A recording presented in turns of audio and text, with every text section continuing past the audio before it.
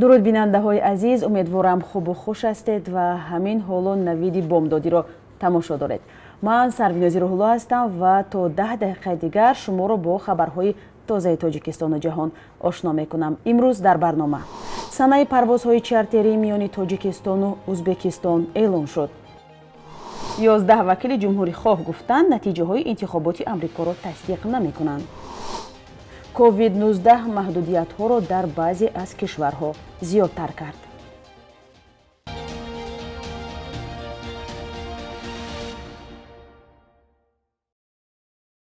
ӯзбекистон баъди як муддати танаффус аз оғози парвозҳои чартерӣ миёни душанбе Тошканд хабар дод. дар ин бора ширкати ҳавои Узбекистон Airways иттилоъ дода гуфтааст, нахустин парвоз фардо 5 январи соли 2021 дар назар аст. ҳавопаймо дар масири Тошканд Душанбе Тошканд парвоз хоҳад кард. парвозҳо миёни Тоҷикистону Узбекистон ҳанӯз нимаи марти соли гузашта қатъ шуда буданд. феълан тибқи қарори мақомоти Ӯзбекистон шаҳрвандоне ки марзи ин кишварро убур мекунанд бояд аз санҷиш гузаранд, ки аз ҳисоби худи муҳоҷирон анҷом дода мешавад. дар мавриди оғози парвозҳои мунтазам миёни Тоҷикистону Ӯзбекистон ҳанӯз иттилои расмие нашр нашудааст. мақомоти Тоҷикистон барои оғози парвозҳои мунтазам бо бархи кишварҳои хориҷӣ аз ҷумла Русия гуфтушунидҳо доранд, ки риояи қоидаҳои беҳдоштӣ аз ҷумлаи шартҳои он мебошад. муҳоҷироне ки дар қаламрави вилояти Твери Русия зиндагӣ мекунанд наметавонанд дар соли 2021 дар баъзе ҷойҳои холии қаблан дастрас кор пайдо кунанд.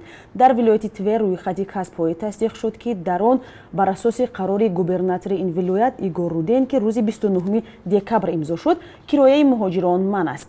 ҳоло ба муҳоҷирони меҳнатӣ, ки дар асоси патент кор мекунанд дар хоҷагии ҷангал ва коркарди чӯб бо бархи истисноҳо, истеҳсоли пиво ва нӯшокиҳои спиртӣ ва спирт, сохтани иншооти гидротехникӣ, маҳсулоти резинӣ ва пластикӣ иҷозати кор дода намешавад. ғайр аз он интиқоли колову мусофирон низ ба муҳоҷирон мамнӯъ шудааст.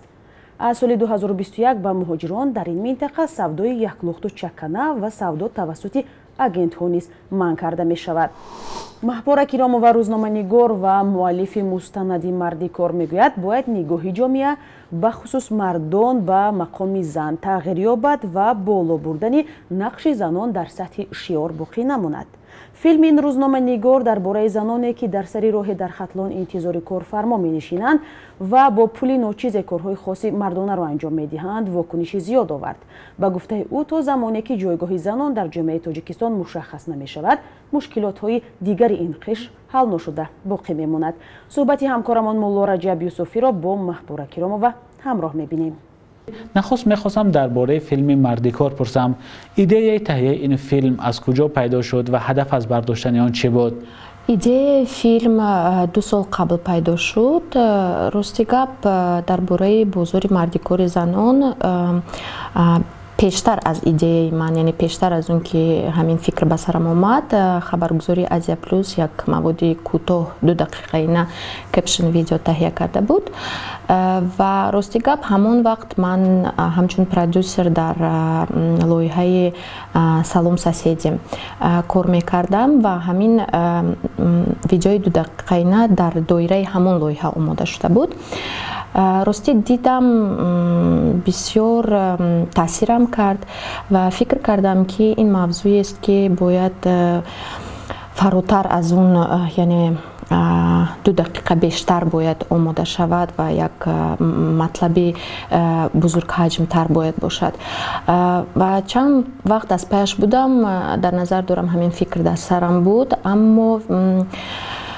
аммо ҷуръат намекардам аз паяш шавам, чунки то ин дам ман масалан аз пайи омодакунии филми мустанад ҳеҷ гоҳ набудам ва фикр мекардам шояд аз вутааш набароям. баъд вақте ҳамин аз ҷониби Интерньюс озмун эълон шуд, фикр кардам, ки аллакай вақташ омад, бояд аз паяш шавам ва як бор рафтам ҳамроҳашон суҳбат кардам, ҳамроҳи ҳамон занҳо ва рости гап эътимодам комилтар шуд, ки ин мавзӯъ сазовори як филми мустанад аст, чунки вақте шумо дар бораи ягон мушкилот дар доираи 1-2 дақиқа матлаб омода мекунед. Намедонам чаро, аммо таҷрибаи кори ман нишон медиҳад ки таъсираш он қадар зиёд намешавад. Яъне ки тамошобинон метавонанд комментарий гузоранд, шарҳ гузоранд, дар атрофаш суҳбат кунанд, аммо таваҷҷӯҳи сохторҳои лозимаро ҷалб намекунад вақте ки шумо танҳо 2 дақиқа мавод омода мекунед. Аммо вақте як чизи ҷиддитар омода мекунед, яъне филми мустанад аст мисол, ё ин ки ягон сюжети таҳлилӣ, он вақт масалан аҳамият медиҳад. ҳадафаш чӣ буд? ҳадафаш ҳамин буд ки ба масъалаи мазкур сохторҳои дахлдор таваҷҷӯҳ зоҳир кунанд ва аз пайи ҳалли ин мушкил шаванд. бинандаҳои азиз, шумо метавонед шакли комили ин мусоҳибаро дар вебсайти радиои озодӣ ва ҳам саҳифаҳои он дар шабакаҳои иҷтимоӣ тамошо кунед. дар шаҳри бохтари вилояти хатлон беш аз 700 саги дайду ё бесоҳибро безарар гардониданд. онҳоро аввал паронда, сипас оташ заданд. мақомот мегӯянд аксари ин сагҳо беморанд ва имкони сирояти беморияшон ба сокинон вуҷуд дорад. ҳомиёни ҳуқуқи ҳайвонот борҳо чунин шеваи бархурд ба сагонро дар Тоҷикистон бераҳмӣ унвон карданд. Зафар Ғиёсов, сардори идораи хоҷагии коммуналии Бохтар гуфт ки сагҳои дайдуро бар асоси шикояти раисони маҳаллаҳо нобуд карданд. ӯ гуфт ки феълан макони махсусе барои зинда нигоҳ доштани сагҳо вуҷуд надорад ва маҷбуранд онҳоро бо чунин шева нобуд кунанд. сагҳои дайду дар шаҳру ноҳияҳои Хатлон зоҳиран бештар шудааст, вале дар соли 2019 камтар ба сокинон осеб расониданд. ба гуфтаи масъулини вазорати тандурустӣ, соли 2020 3727 нафар сокини вилоят аз ҳамлаҳои саг осеб диданд, ки дар қиёс дар соли 2019 311 ҳолат камтар будааст. гурӯҳе аз вакилони ҳизби ҷумҳурихоҳ бо раҳбарии Тед Круз гуфтанд ки монеи тасдиқи раъи ҳайатҳои интихоботӣ мешаванд, ки аксарияташон Ҷо Байденро раиси ҷумҳур баргузиданд. маросими тасдиқи расмии ӯро ҳафтаи оянда дар Конгресс баргузор мешавад. ин кори вакилон як ҳаракати рамзӣ аст ва монеи тасдиқи пирӯзии Ҷо Байден намешавад, ки рӯзи 20 январ расман ба курсии раиси ҷумҳури Амрико менишинад. айни замон ин кор як талоши бесобиқае барои зери суол бурдани иродаи мардуми Амрико ба ҳисоб меравад. 11 вакили ҳизби ҷумҳурихоҳ рӯзи 2 январ бо нашри баёнияе гуфтанд ки дар интихоботи раёсатҷумҳурии соли 2020 тақаллуб ва қонуншиканиҳои зиёде сурат гирифтааст, вале далеле барои собит кардани гуфтаҳояшон наоварданд. раиси ҷумҳур Доналд Трамп то кунун шикаст дар интихоботро эътироф накардааст ва пайваста иддаоҳои бепояро такрор мекунад, ки дар интихобот сохтакорӣ шудааст. ӯ қавл додааст, ки барои беэътибор кардани натиҷаҳо муборизаро идома медиҳад. гурӯҳи вакилони ҷумҳурихоҳ гуфтанд, рӯзи 6 январ вақте аъзои Конгресс барои тасдиқи расмии пирӯзии Ҷо Байден ҷамъ меоянд, талаб мекунанд як комиссиони махсусе ташкил шавад, ки натиҷаҳои интихоботро дар муддати 10 рӯз тафтиш намояд. кишварҳои саросари дунё барои роҳ надодан ба сирояти бештари коронавирус маҳдудиятҳои гаштугузор ва фаъолиятҳои иқтисодиро зиёд мекунанд.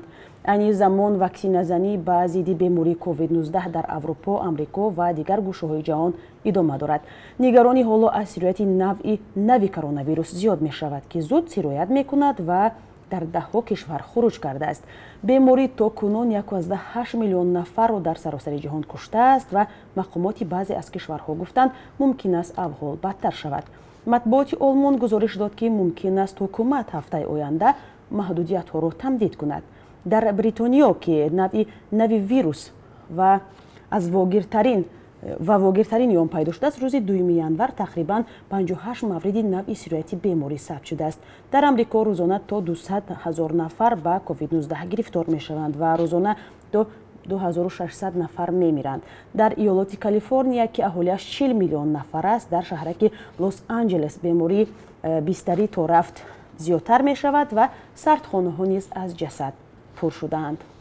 бонки миллии Тоҷикистон қурби сомониро дар баробари асъори хориҷӣ барои имрӯз 4 январ чунин таъин кардааст.